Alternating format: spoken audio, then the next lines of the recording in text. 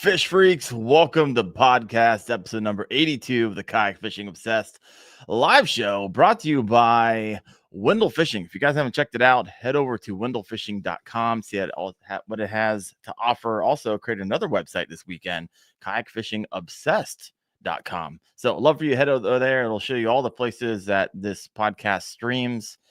But that aside, guys, I'm excited tonight because I have Dalton Albright, freaking donkey slayer, down in Florida in the show tonight. And we're going to be just talking how to use forward-facing sonar to pick them up. So if you were like, hey, anti-scoper, this is probably not the show for you. But if you're like, hey, been thinking about it, this might be for me, this is going to be the show for you, because he has dialed this in and he is catching absolute giants. Dalton, welcome to the show, brother. How you doing? I'm good, man. Thanks for having me. Yeah, this is I almost missed the intro because one of my subscribers asked me, Wendell, will you have my babies in the in the comment section? So I'm like, well, yeah, sure. What's their name? And they wrote back, said Angel, because if it's a girl and it was conceived by us, it'd be nothing short of an angel. And I almost didn't recover from that. I almost missed the intro. So here we are, folks. You never know, what you're going to get. Oh my gosh. Woo! Well, Dalton, I talked to you for maybe a total of 15 seconds in my life. You hopped on, shoved you into the green room after asking you one question. That question was, how many podcasts have you been on? You're like, hey, this is my first. I'm like, you know what? This is freaking awesome. I don't know how this is your first, because you were putting up some stupid fish. You're a freak of nature, putting up freaks of nature. I got some photos I just want to share. Well, let's get it.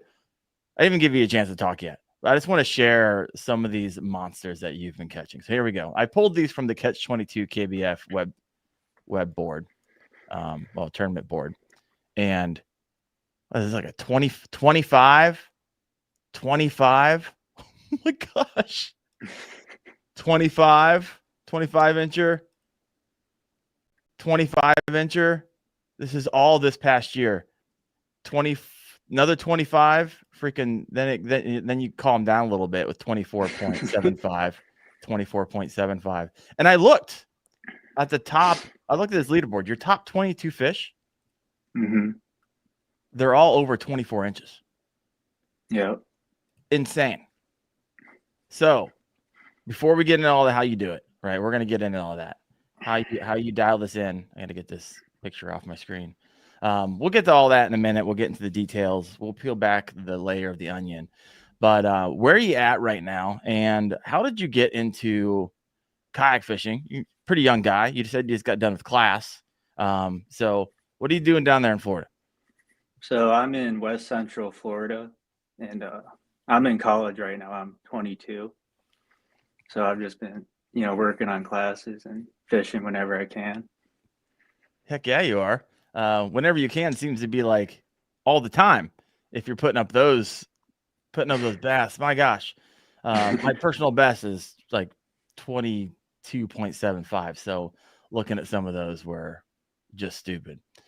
So how'd you get into kayak fishing?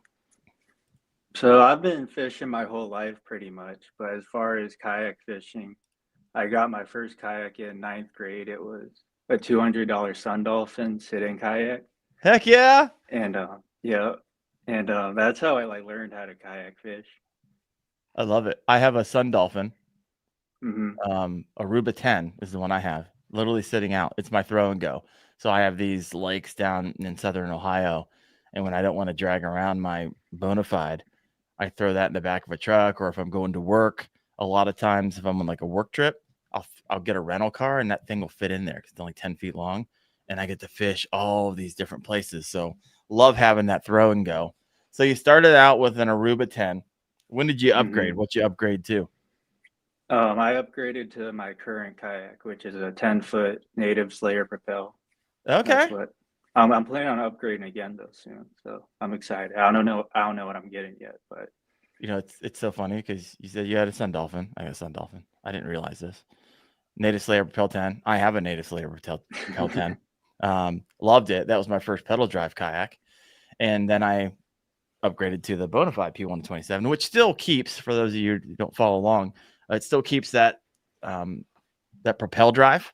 And so Big Adventures owns native and Bonafide, and that propel drive, which is bulletproof aluminum propel drive, was just freaking sweet. I love it. Are on both of these kayaks, even though they're separate brands. What do you plan on upgrading to? I'm not sure yet. I kind of like that native Titan.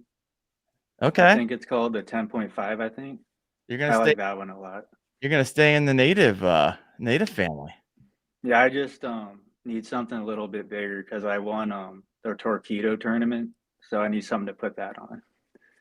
Okay. So you say you won Yeah. the Torpedo tournament? Oh, the top 10. Yeah, the top 10, yeah. Yeah. I literally was listening through some of the comments when I posted that you're going to be on tonight. And there's some guys who posted something and then they deleted it for one reason. It wasn't a bad post, but they essentially were like, "Hey, I was going to get into some of these tournaments, and when I see Dalton's name in there, they're like, nope, not fishing that tournament because it's not like you're catching a few here and there. You're putting up 110 inches plus a month. Yeah. Typically. What's your largest 5 fish for the month? What was your best month I this think past year? this past year it was 122.75.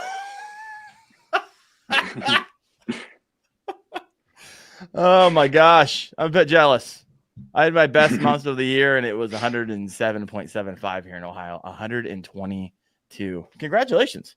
Right? Thank you. You just don't go out there and accidentally catch 122 inches of across 5 bass. So you're doing something right. Sly Fox Fishing says, Dalton, you need a Bonafide to get hooked up, fully rigged XTR 130. But it sounds like I'll have to look into it. Are you keeping the 10 feet or that isn't tight nets like he's like 12 isn't it? I'm not too worried about the length. That's just the one I was looking at. Okay. It doesn't. I just got a trailer recently, so it can be however big I want it to be. Nice. Well, you're in class. Where in the world do you store all this stuff? I live with my mom still, so just in the garage. Heck yeah. I love it. All right. So tonight we're going to be talking about forward-facing sonar. When I asked you to come on, I was like, I got to have this guy on. I got to see what he's using, what he's throwing, how he's utilizing forward-facing sonar, when he is, when he isn't, and all the nuances. So this was really a discovery of, for those of you out there, you're like, hey, I don't have it. And you got through all of the debate about whether or not it's good or bad for the industry. And you're like, you know what?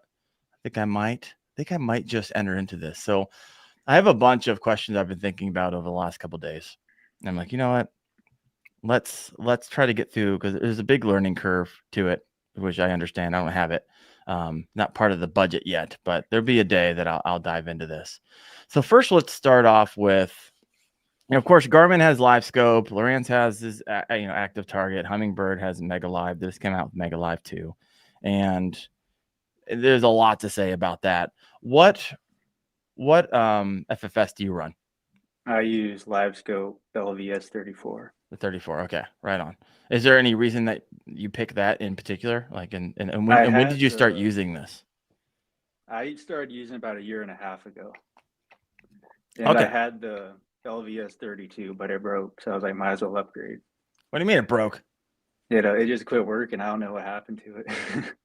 Was it under warranty? Did you get it warrantied out? No, I just like, whatever. I'll just get a new one. I love it. Okay. Any reason you chose Garmin over Humminbird or Lowrance? I already had a couple Garmin graphs before I got the graph that I use Live Scope with. So I like the brand. It's held up good for the most part. So okay. All right. So you have the LVS 30. Well, you said you had 34. So you had 32 and there's 34. Any noticeable difference in your opinion from the 32 to the 34? Now, obviously you didn't have them both working side by side, but were you like, hey, after using the 32, upgrading to the 34, okay, there was a noticeable difference and this is what it was?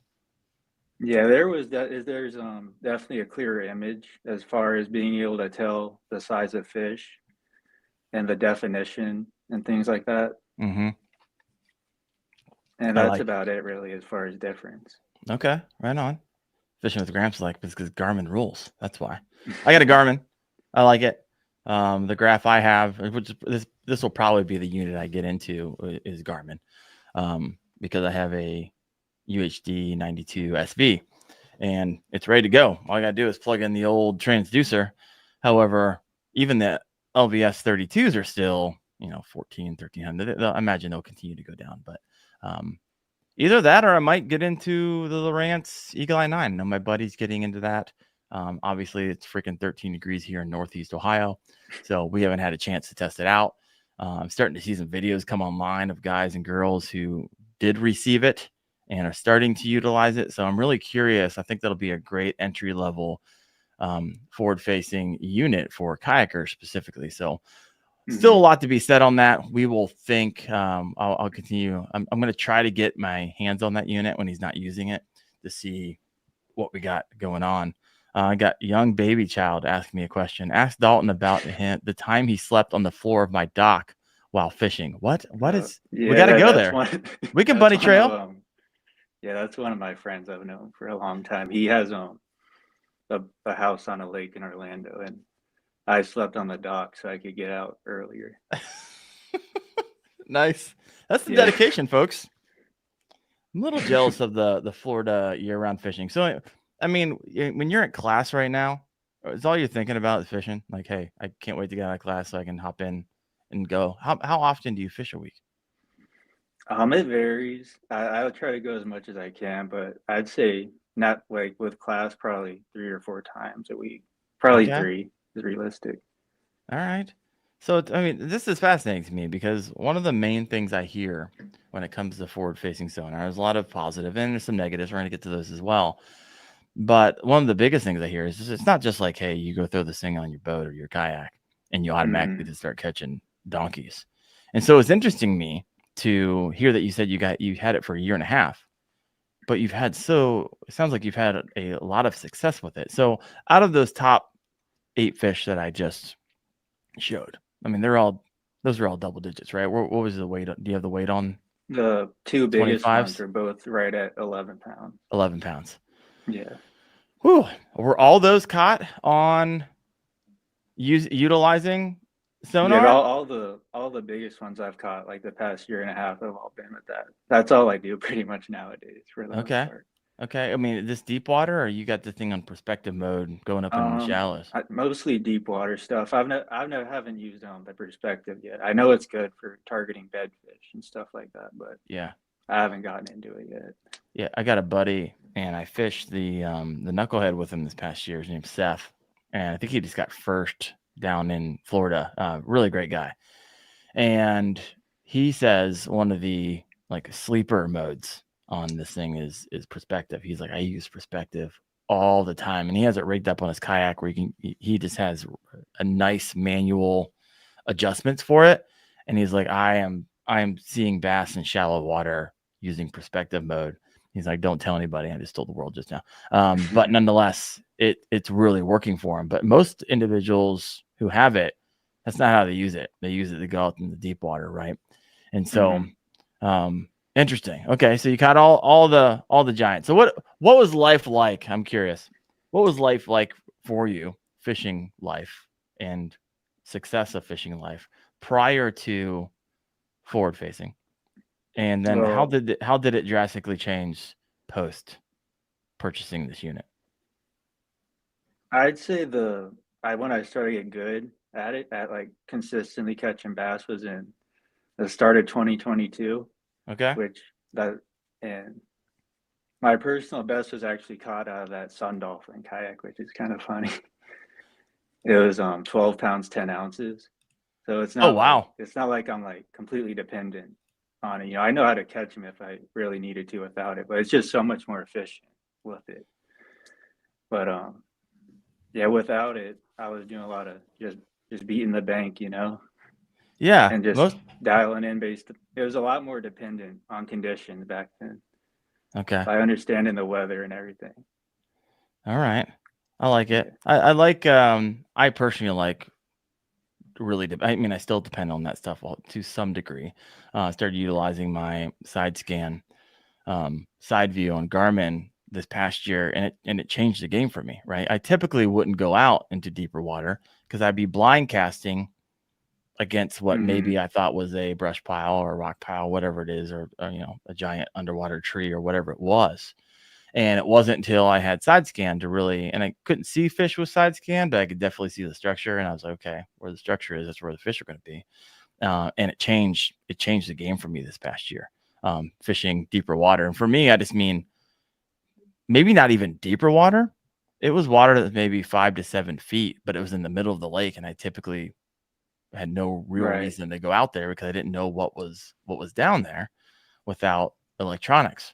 And so I would beat up the bank, and I had a lot of fun and success beating up the bank. It's a lot of fun too. However, that's where the majority of people are going to be going. So there's a lot of bass out there who are not just sitting up on the structure, but what forward-facing sonar is allowing people to do is find those bass that are not on the structure that you typically wouldn't find. They're out there roaming, and they're freaking giants, and they don't get caught that often. And that's the juice behind FFS. All right. So if you got a question for Dalton as we cruise through here, go ahead and throw that up. Make sure you write in like big letters the question so I can identify it, because sometimes the chat on the side here just kind of starts flying. So let's hop into this. Couple questions. So you typically just use forward mode, correct? Yeah. Yeah, on a kayak. How do you have that all hooked up? I have a Yak Attack transducer mount, and I have it to the right of me. Okay.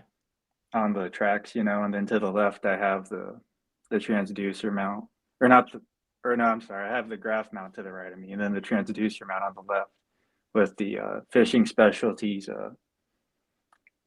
I don't know what it's called, whatever they call it, the forward-facing sonar mount.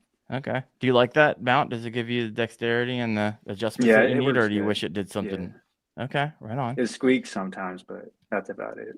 Well, that could be irritating. Yeah. But if it squeaks, if it actually spooks fish now. So, I mean, this is what's so fascinating to me about it, and this is why I want to get into it eventually, whenever the budget allows. Is that I was just talking to Red. We had a 2-hour conversation last, I think it was Friday night, and we got into all kinds of stuff. It was a lot of fun, but nonetheless, the reason I want it is I want to better understand bass behavior. And we hear, you got to be in a kayak, you got to be stealthy, you got to be quiet. I mean, do you?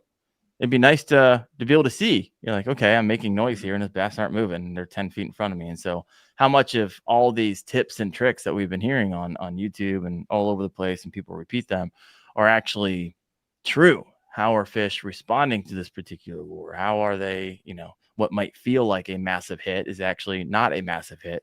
And when you're able to see that in real time and in relation to your bait you're throwing, I am sure it's changed the game. And so that's, I want it as a learning. So what are some of those things, being that we're talking about this right now, that you were like pre-sonar? Wow, I didn't understand I didn't realize that was what was happening underneath the water. And maybe it was a particular lure that you're throwing, or maybe it was just a typical a bass behavior that you identified. What are some of those that stand out for you?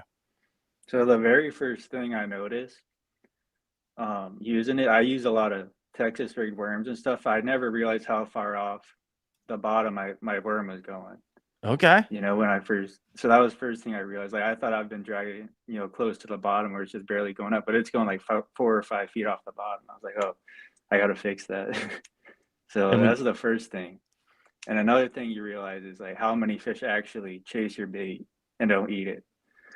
Because like when I'm targeting big fish, it's like probably like less than 5% of them actually bite, Interesting. So it's just like a ton of them are interested and check it out, but very few actually are willing to bite.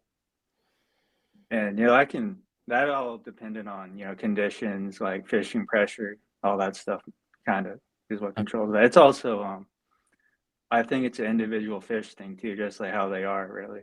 Because some of them, you'll throw a Texas rig on top of their head, they'll come up and grab it. And other ones you got to work them and like to barely get any reaction out of them. Interesting.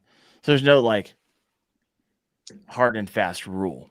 Like I was fishing with my buddy Seth. He's like, hey, what I found out typically fishing the jerkbait is if you throw it out as far as you can actually move that a little bit slower. But as you get closer to your boat, you want to speed that up. And that's typically what we found with the jerkbait, because he's actually watching them chase. And typically, if he speeds it up, if he gets closer to the boat, he'll actually get more bites doing that. But that was just particular with the jerkbait. So you're saying, okay. Yeah, it's every lure, really.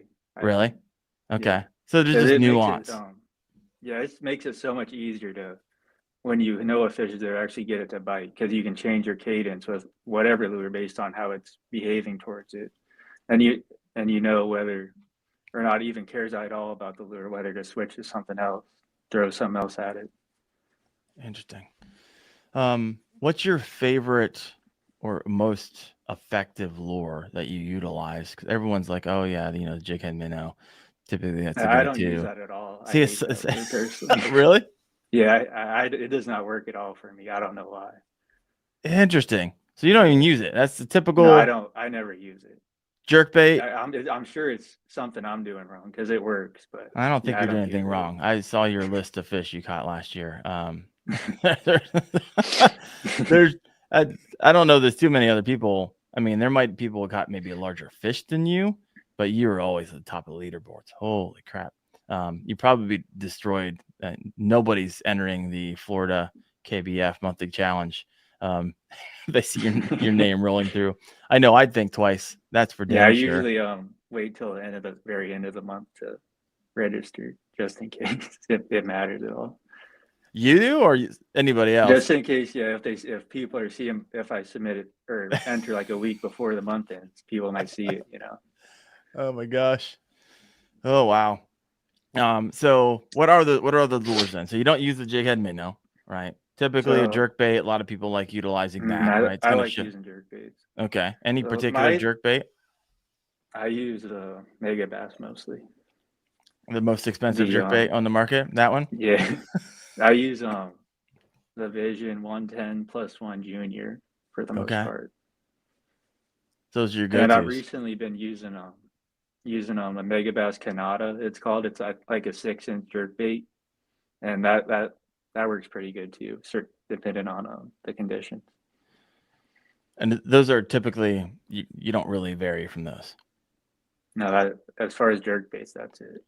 So you got your Visions, and then this Canada. Yeah. What do you like about them that's so different than all the other everything else out in the market? They just work. I don't know. I don't really experiment a lot with. Well, I guess I do, but for the most part, those are the ones that I use. Another one is those 6 cents, the silent jerkbaits. I'll use those sometimes too. Okay. But I don't know if I saw those. Just in case the sound's a little too much for them, I like to have a silent one too. Okay. Interesting. But yeah, that's it for jerkbaits. You're cracking me up. You're a lot more minimalist than I thought you would be before I came into this conversation. You're like, hey, there is stuff I get really deep in. It's just that when it comes to Texas rigs and stuff like that, I'll try a million different things. But for certain things, I don't want to do too much with it, I guess. Yeah. I mean, a jerkbait, a lot of times it's a jerkbait. I mean, I like the Stunnas. I just picked up a few 6 cents off of Walmart. Was doing a clearance on 6 cents, which is, I heard, kind of unbelievable. Doesn't really happen. So I don't know what's happening there. Maybe everything, their hooks and everything. And they were selling provokes for $2. And so someone came in before me and wiped them all out. So I had to go walk around all the aisles to see if anybody dropped some, in places they shouldn't be, because Walmart's a freaking organizational mess. So I found some in the clearance aisle. I found a couple others laying around where they shouldn't be. So I just picked up some of those. So I look forward to throwing those, but I'm not typically a jerkbait angler. And I was sharing on the show, I think it was I don't know. Either I was on somebody else's show or I was sharing this show when I went down Lake Guntersville for the Knucklehead tournament. It's jerkbaits is simply what was hitting. And unfortunately, I let my jerkbait specific rod at home. I didn't even bring it with me. And so I was using a non-jerkbait rod, and I was so freaking tired by the end of that tournament. But I caught over 100 bass on the jerkbait. I was like, all right, maybe I need to dial this thing in, because I know it works. It just hasn't been one of those baits. I'm like, oh yeah, I can't wait to get out there and throw it outside of the spring. And so, yeah, it should be interesting. Okay. I'm gonna have to take a look at those lures. They seem to work for you. Any of the top 7 fish that I showed earlier in the show, you catch on jerkbait, or were they? Yeah, a few of them I did. Yeah, A few of them. What was your number one? One of the 25 inches, or I got 2 25 inches on a jerkbait actually. Okay. Oh gosh, that would have been a freaking ride. Mm-hmm. I mean, especially in your Sun Dolphin, that would have been a sleigh ride right there alone. Oh yeah. Ruben Cooler Lid said a comment. Hey, it's almost impossible to find silent jerk baits. So what was that bait one more time? The Canada from 6 cents. Six Cents. That's just the big jerk bait that has sound to it. But the silent one is the 6 cents provoke. They have like a silent version they came out with somewhat recently. Okay. Hey, if you're looking for one, there it is. Cody Strotter said, smoked them on the Credge last time I was out. Oh, the Credge is good too. I like that. Okay. Creek Crawler. Where the heck is this dude fishing where you can get 120 plus inches? You fish private or public? I know it's public because you're posting them on KBF. I've fished private water 3 times ever, and it was back when I was in high school. I had a friend that lived in like a gated community. Okay. So I went out there a few times with him before.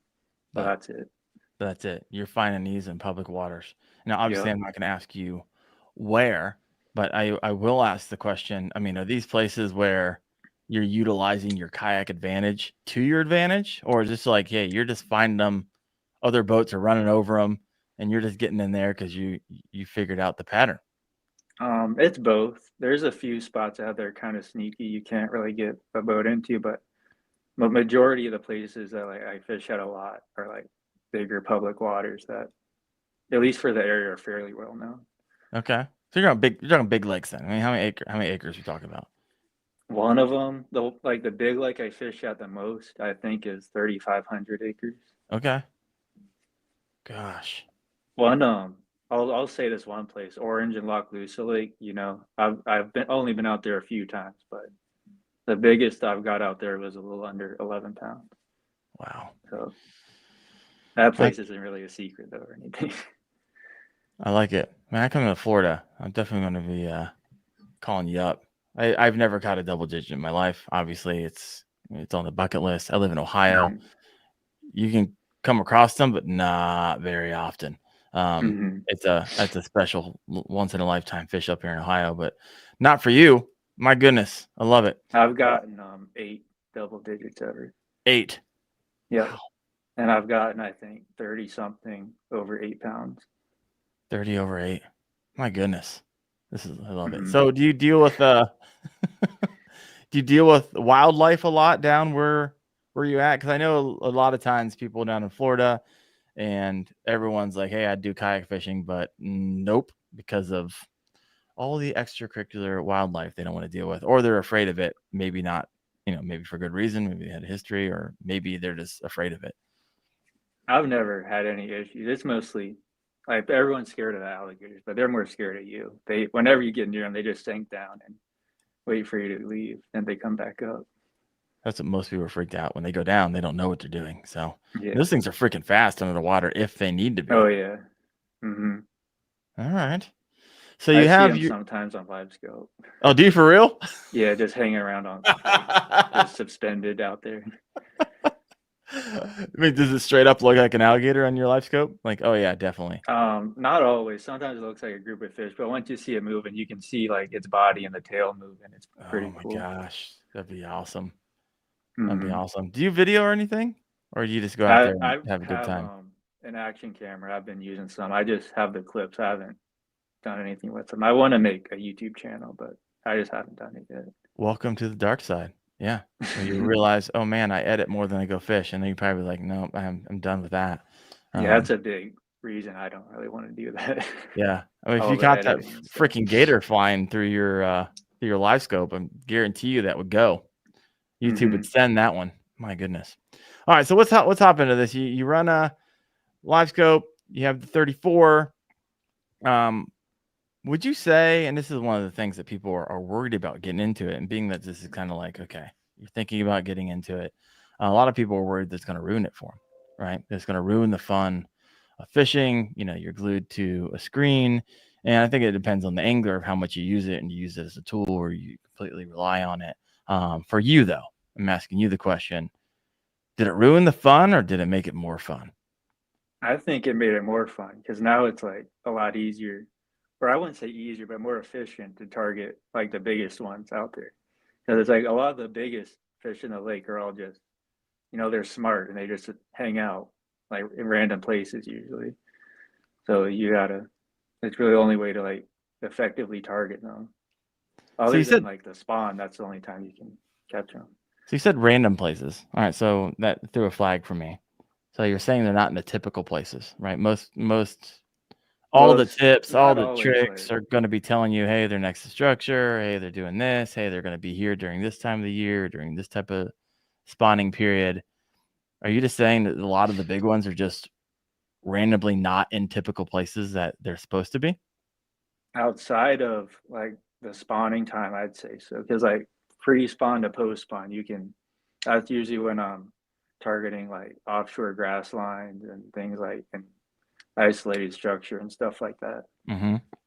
And summertime is when you'll see them more around like the offshore isolated structure and things. But year round, you can find a random big one just cruising around. Do you like accidentally come across those, or you actually just go scanning for them? Usually, if all the stuff I was planning on doing doesn't work, I'll just say screw it and I'll just go around randomly, try to find a random big one. But that's not what I usually do. I usually try to figure out some sort of pattern, things like that. Okay. So you're still utilizing the old school methods with Yeah. and okay. Yeah, I mean, I think the diversification of that skill set, obviously it's doing well for you. All right. Mm-hmm. So walk us through what you would say if someone asks you the question and they're thinking about getting into it. What are the advantages and disadvantages of utilizing it? A big advantage is obviously you can see what's going on if you're offshore. One disadvantage would be, I think when like you'll miss a lot of fish in Florida because a lot of times they'll be up in the grass, and Okay. if you're looking for fish and you aren't just like line casting in the grass, you're gonna be missing all those fish. That's one issue I have. Sometimes I find myself just scanning around for fish, but there's this grass line that the fish are all up in, and it's like if I was throwing over top of it, I know they'd be coming out to get it, and like you wouldn't be able to see them Mm, on the scope because of how dense the grass is sometimes. okay. That's advantage. Obviously, an advantage. You can see what's happening underwater. Disadvantage. Would you say that you spend too much time? That you ever find yourself being like, oh man, I spent 30 minutes on the fish and it's just not biting? Oh yeah, there's been times where I've probably spent like there will be a big fish staging. I'll spend like 4 or 5 hours trying to get it to But bite. whoa, 4 or 5 hours on Well, I one. mean, when it's like when it's definitely a double digit. It's like bed fishing, when they're like if they're staged up on an offshore stump, and they're there, it's kind of hard to go away from them. What is Which the it's probably not good. The more you throw at them, the more they aren't gonna bite usually. So well, you're hoping you irritate them, but that's not going to be the that has happened before. But from my experience, if you don't get them to bite on the very first cast, your odds of catching them go way, way down because that interesting. second cast is like they might check it out some of like whatever, and so usually you have to leave them alone for a little bit, let them forget, I guess, then start messing with them again, Okay. or change up the bait to something you'll think they might be more interested in. Yeah, I was going to ask you that. So if you don't get hit on the first, you're noticing, okay, you can still throw it, but it gets more and more less likely as you continue. Yeah, they Um, start losing interest in it pretty quick. Fascinating. Like a few days ago, I caught a 7, and the first thing I think I threw at it was a wacky rig, and it came right up, check it out. For whatever reason, didn't bite it, but it came right up to it and kept going. Then I threw, I think, a Ned rig, and it went down to the bottom, check it out, but then kept going. Then it stopped caring about that. And I think then I threw I have a big 11-inch buka based trick shad I threw, and it got spooked by that. So then Really spooked it. Too big yeah, or it's too a loud. gizzard shad lake too, so you think you'd want it, but I don't know. But then I threw an Alabama rig way past it, let it sink down, then worked it, and it came right up and ate that. So, Oh, really? All right. yeah. So you're just rotating. How many rods and reels do you have set up? When I go out, I usually bring 6 to 8 poles. Okay. Okay. Creek, you kind of answered this, but I'm going to ask it again. The creek caller asked, does Dalton have a bait lineup when he's targeting a single fish? You just shared your bait lineup for that particular fish that happened this past week, but do you have a rhythm? You're like, hey, first I hit him with this, then I hit him with this, then I hit him with this, and then I, 8 hours Usually later, you give up. Whatever is working is what I'll start off with, or whatever's working for the day, I'll start off with.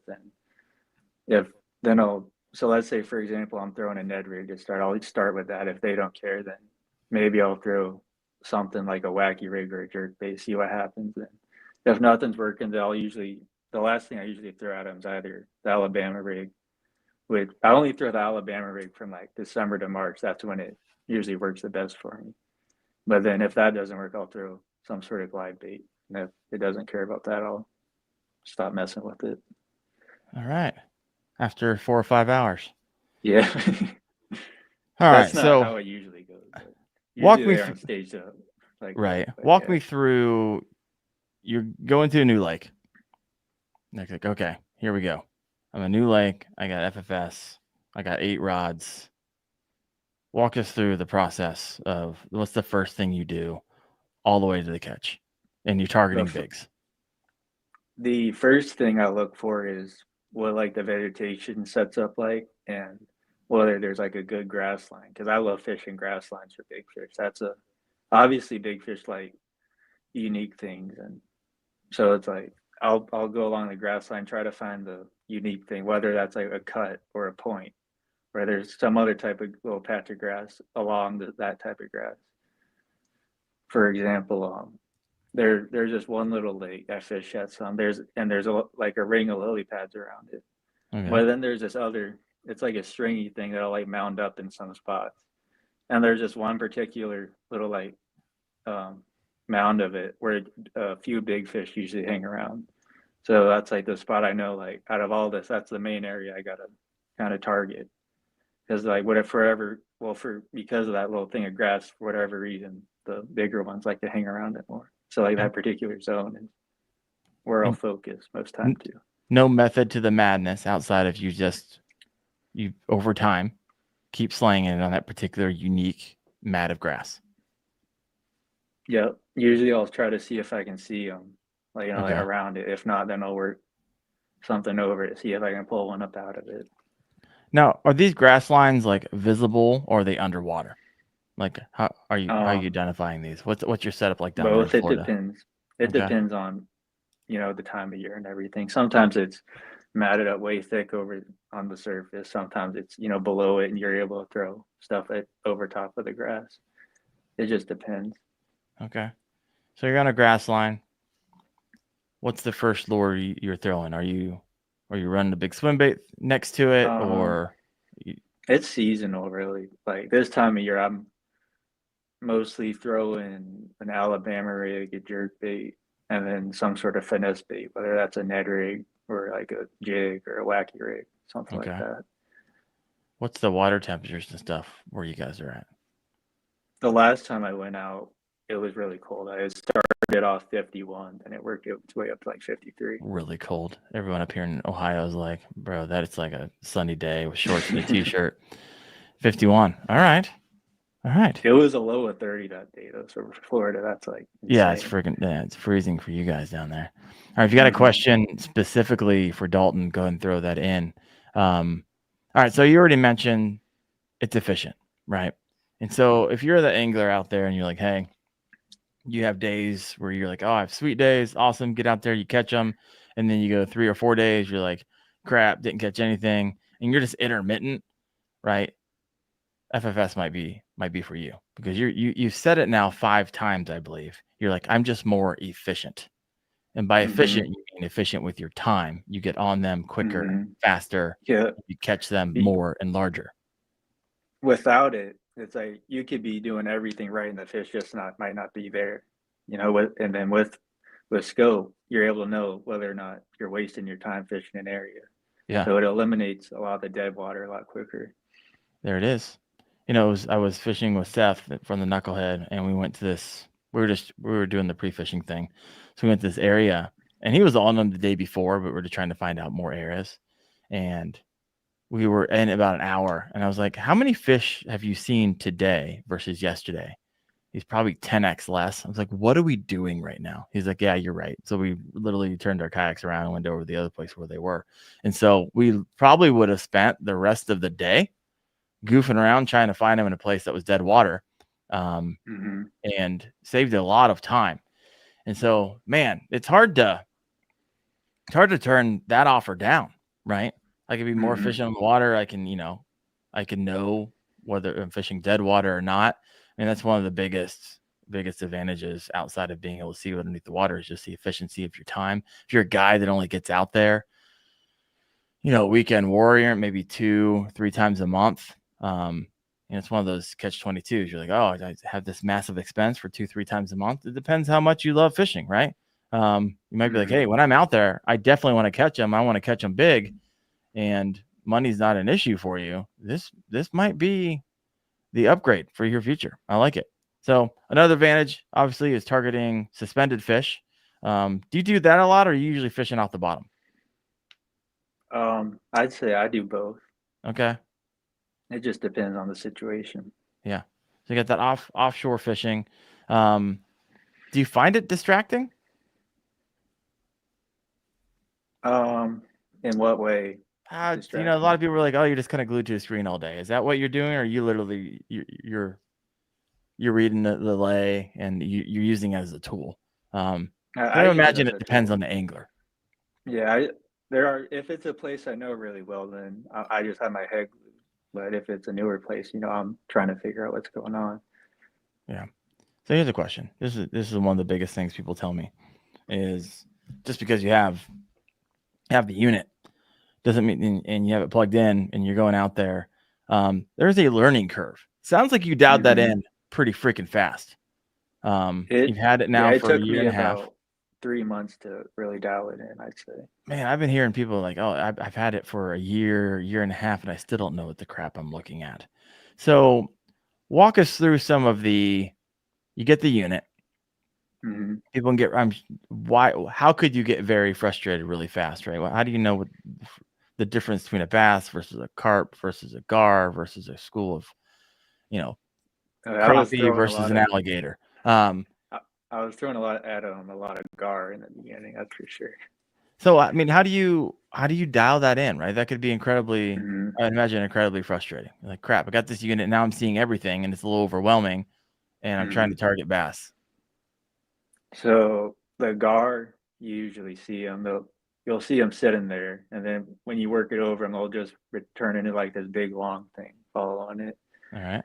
And then the bass usually are more, like circular blob type thing. And I've gotten really good at figuring out like the size of it based on how it looks. Usually the big ones, there's like a gap between like its head and tail. There's like this like a space, and depending on how big the two blobs are and how big of a gap, that's kind of how big the fish is. So you do it through just looking at the actual fish, because I know some guys are like, oh, I'm taking into relation of the grids, and they can tell that if it's in one of those square blocks, depending on how big it is against the block, which is 5 feet, they can tell you how big it is. You're saying you use a different measure.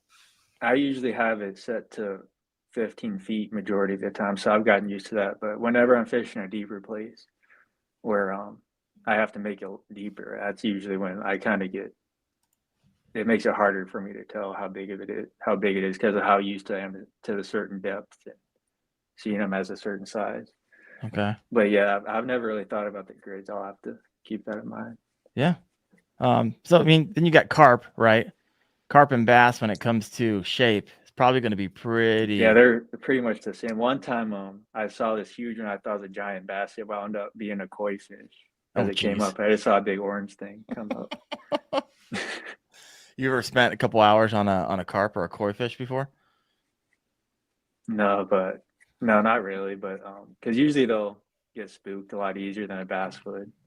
But sometimes there's been things I didn't realize they were bass, but they wound up being bass. So you never know. Turtles can be hard to tell too, but I've kind of figured out what a turtle looks like too.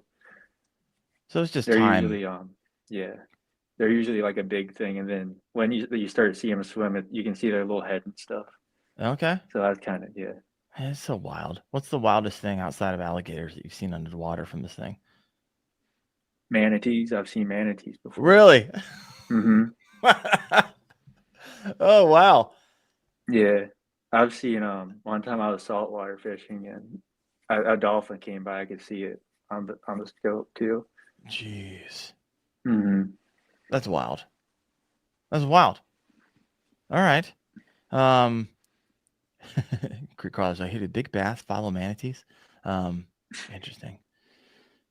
How do you get that manatee bite? Oh my goodness. Yeah. They're like protected down there. Here's a Mm-hmm. question for you.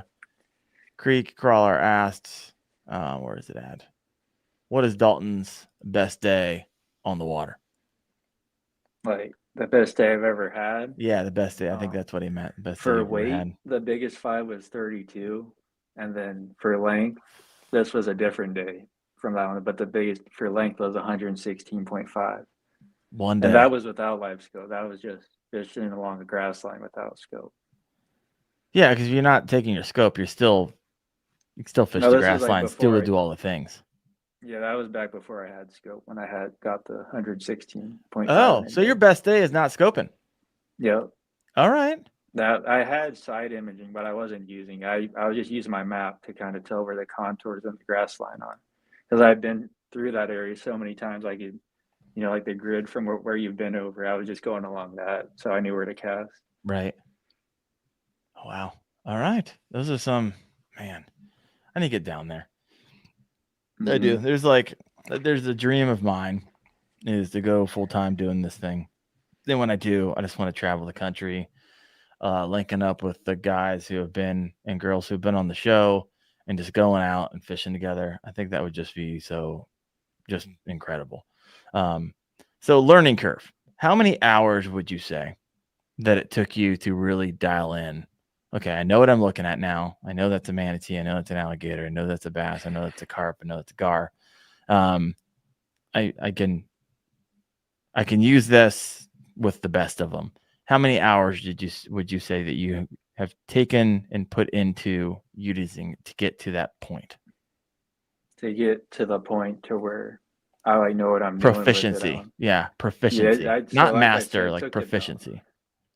It took about 3 or 4 months, and I usually fish like 10 to 15 times a month, I'd say.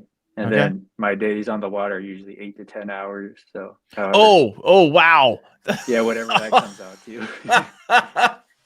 All right, there it is. So when you go out, you're like, hey, I'm going full day. Yeah, I'm not this after I don't work go stuff. If I can only go for like a few hours.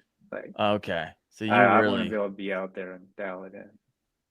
And you're comfortable in the Native Slayer 10 for 8-12 hours? Yeah. I wasn't very comfortable in the Sun Dolphin for that. No. You went 8 hours in the Sun Dolphin? I mean, I've gone fishing for like 16 hours in a day before. It's not. Wow. It just depends on whether or not the place I'm fishing is worth fishing that long. Yeah, I don't know if a lot of places are worth fishing that long in a Sun Dolphin. That thing, maybe when I was younger, 22 years old, I could probably rock it out for as long as I needed to. But man, as I get older, that thing, I can stay in it for a few hours. I need to stand up and I need to, oh my gosh, Sun Dolphin. Yeah, Creek Carlos, like my back just started burning hearing that. I hear you, brother. I hear you. Charlie's, here's some comments. I don't have an insane amount of money to spend on fishing, but the Vision 110s are great. And I think they work a lot better than other jerk baits. Solid. All right. Keep a question. If you have any questions or comments, keep them coming. We're coming down to the end of our show here. A couple more questions for Dalton. What is your favorite? This is kind of outside of scoping. What's your go-to confidence lure that you're like, you know what, out of the 22 bass over 24 inches, what were the majority top 3 baits that caught all of those? I have to say a jerk bait. Okay. The Visions. Yep. And then a Senko of some kind, like whether Texas rigged or wacky rigged. All right. Well, Texas rigged worms in general, really, like not just Senkos, but and then a Ned rig. I love throwing a Ned rig. I know a lot of people don't, but it works. Obviously, it works for you. You're catching 7, 8, 9 pound bass on a Ned rig. You have to finesse those bad boys. That My wire gauge biggest isn't bass very. on a Ned rig was 10 pounds 5 ounces. Oh, jeez. The wire gauge on a Ned rig isn't a whole lot. You have to finesse that bad boy for a while. I forget which ones I use, but I use the thicker wire one. Okay. I think the doesn't Z-Man makes thicker wire, some nicer ones. I forget what they're called, but yeah. Oh my gosh. Creek Crawler asked the question: would Dalton consider fishing a national trail, seeing as how many of them do visit Florida? Do you do anything outside of what are all the tournaments that you are a part of? Pretty much everything on Fishing Chaos, where it's like the month long or whatever. Like I don't do a lot of the like weekend ones or like the trail types. There is one in May I'm gonna do though at a lake near where I live. But yeah, I just don't really like to travel really far. That's the main reason why I don't do the trail stuff. Okay. Now I got to ask. I mean, obviously successful. Sounds like you can go out on a lot of different lakes and be successful. Any desire to do this full time? Oh yeah, I'd like to. Once I'm out of college, I'll start figuring out, actually doing it. But yeah, I'd like to. Yeah, could be a future. I mean, I wish I started when I was 22. That'd be freaking. If I could go back in time, that'd be great. But, man, I think you got the chops for it. I think you could have a lot of success in it. So this is great. Yeah, Gramps, great point. Hey, why travel to catch smaller fish? 100%. Yeah. Stay in Florida, down there in the South, for sure. I mean, so this is something you're like, hey, I could do this. I could be a professional angler. Would you stay within the kayak realm, or could you see yourself venturing into boats? I could see myself getting into the boat stuff in the future. It's just a lot easier and a lot less money with the kayak stuff. Yeah. So. Yeah, makes sense. Especially like a bass boat these days. I like it. All right, see if I have any questions here. Here we go. Settings. Are any type of settings that you like to adjust on your forward facing? You're like, hey, I do this all the time. And it's kind of like, what are some of the secrets? Or do you just freaking plug this thing in and you just go keep it the same typically all the time? Are you adjusting and tweaking it as you go to fit your needs? And when would you do that? The only thing I really change is what the depth is set at. And sometimes I'll change the distance depending on like whether I'm searching for fish and stuff like that. But that's the only stuff I change. For as far as like how much like water I like to show like a little bit of the bottom. I know some people should like have it to where like the water's only in like the top third of the screen. I don't know why they do that. I just feel like it lets me see stuff a lot easier. Using the whole screen. Yeah. And as far as the gain, I usually have that set at 70%. That's like I feel like a good spot for as far as like showing enough. Okay. So you set it manually to 70. You don't auto. Yeah, it just stays at 70. Okay. I like it. I don't do auto for depth either. I manually change that. I don't like the auto setting. Here's a couple questions for you. Do you ever turn it off? Yeah, whenever I'm doing shallow stuff, I will. Okay. But yeah, like during the summer and fall, obviously a lot of good punching and frogging stuff to do. So okay, so you don't give up on some of the.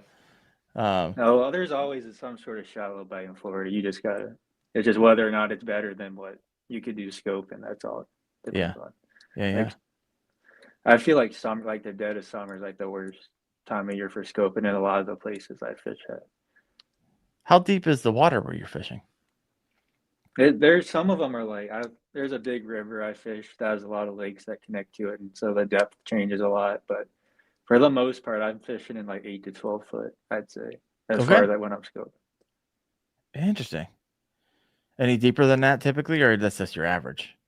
That's just the average. Sometimes, like I was out at a place where I would have it would be like 40 feet of water sometimes. So I was out there a few days ago. So it just depends on the body of water. Yeah. Huh. Okay. Let me see here. I gotta go over here in the questions. Blah blah blah. Your question. Sure. I'm not getting any questions here. Not that I see. All right. One of the final questions I have for you. So what screen size do you have? What graph are you running this? I have I think it's called the EchoMap Ultra 106 SV. Okay, so you got a 10-inch graph. Yeah. You plan on I think upgrading that's your unit at all? I think the 10-inch is a good size for a kayak because the bass people have like the 16-inch ones and stuff because they're standing up looking over. I feel like it's a lot closer to you than the kayak, so that's kind of unnecessary. Okay. Do you run just that, or do you use it in conjunction? Do you run in side scan on another graph, or do you go in one run? All I have is live scope. I feel like that's all I need. A lot less weight to carry around and everything. All right. Would you consider yourself a minimalist? I mean, you have 8 rods, and but I mean, is your kayak tricked out with everything, or you try to keep it dialed in? I try to keep it as little as possible, but some things if I think I need to try as much as possible, like for a certain lure, for example, I'll do it. Like whatever's going to maximize my results, I try to do. I mean, it's been fun. I mean, every time I talk to someone about forward-facing sonar, it's one of those things I'm like, okay, I just need to pull the trigger. I need to find a deal. That's what I need to find, and I'll do it. It'll be fun. And once I do, throw some videos out there. It'll take me a season to dial it in. But I mean, who doesn't like being efficient with their time out in the water, especially as a content creator? I can't go out there and miss too often. So, I mean, I know how to catch them without it. It'd be fun to I was talking to Red about this. He's like, you know what? I feel like a lot of what I'm doing now is just like small tweaks, small gains. I can learn a different lure. I can learn a different technique. I can do this, but I'm not gaining yards. And there's a few more things that I could do as an angler to gain yards to catch, larger and more bass more consistently. And I know what that is.